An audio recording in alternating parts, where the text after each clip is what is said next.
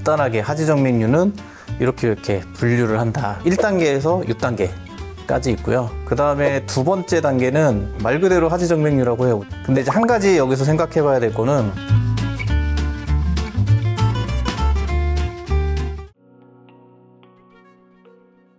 하지정맥류가 제가 지금 어느 단계예요? 라고 물어보는 환자들이 가끔 있거든요. 그래서 그런 분들한테 좀 이해를 좀 돕기 위해서 간단하게 하지정맥류는 이렇게 분류를 한다. 그 단계에 대해서 설명을 좀 간단하게 드릴까 하는데, 일단은 그거를 우리가 공부할 때는 CEAP 분류법 이렇게 해서 배우는데 1단계에서 6단계까지 있고요.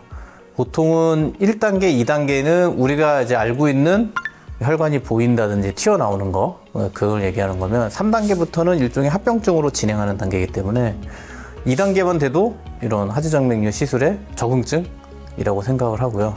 그리고 1단계더라도 수술이나 시술을 못하더라도 필요하다 그러면 경화주사 같은 주사 치료가 필요할 수 있는 단계이긴 합니다.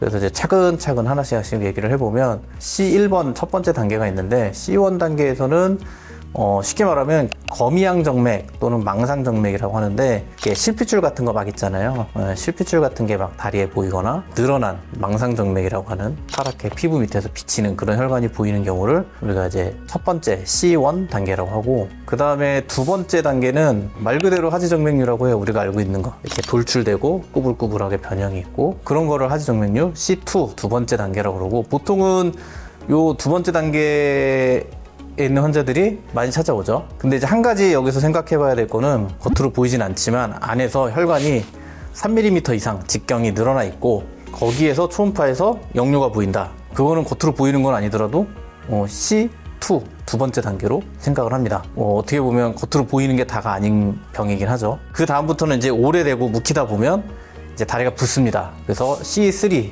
그러니까 세 번째 단계는 부종 단계예요. 그래서 양쪽에 다 부을 수도 있고 또는 한쪽만 부을 수 있고, 그 다음에 실제로 봤을 때는 부은 게 아닌데 붓는 느낌이 난다.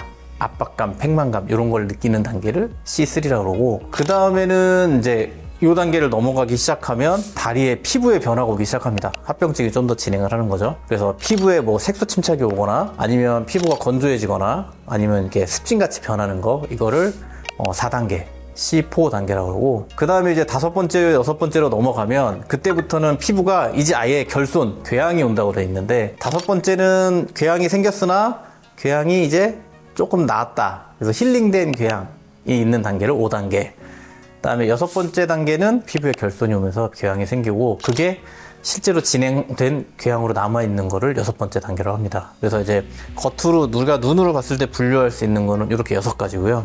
하나를 덧붙이자라고 하면 C0, 제로가 있어요.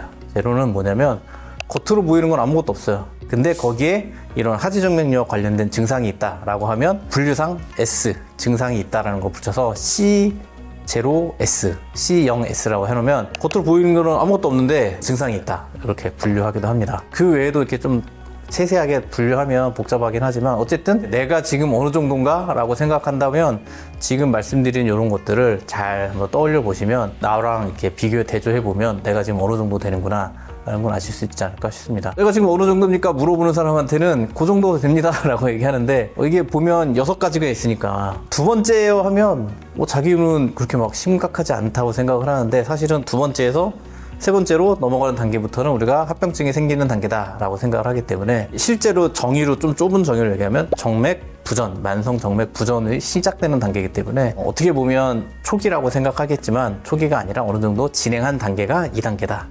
그래서 만약에 검사를 해서 치료를 받으셔야 된다 한다면 가능하면 빨리 치료하시는 게 가장 좋겠다, 이렇게 이해하시면 될 것 같습니다.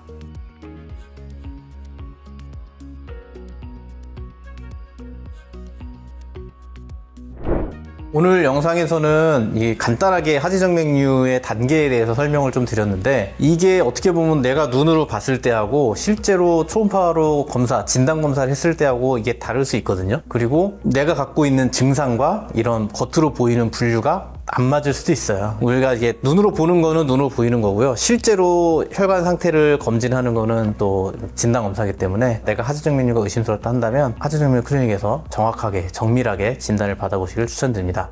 오늘 영상이 도움이 되셨다면 구독, 좋아요, 알람 설정까지 부탁드리겠습니다. 감사합니다.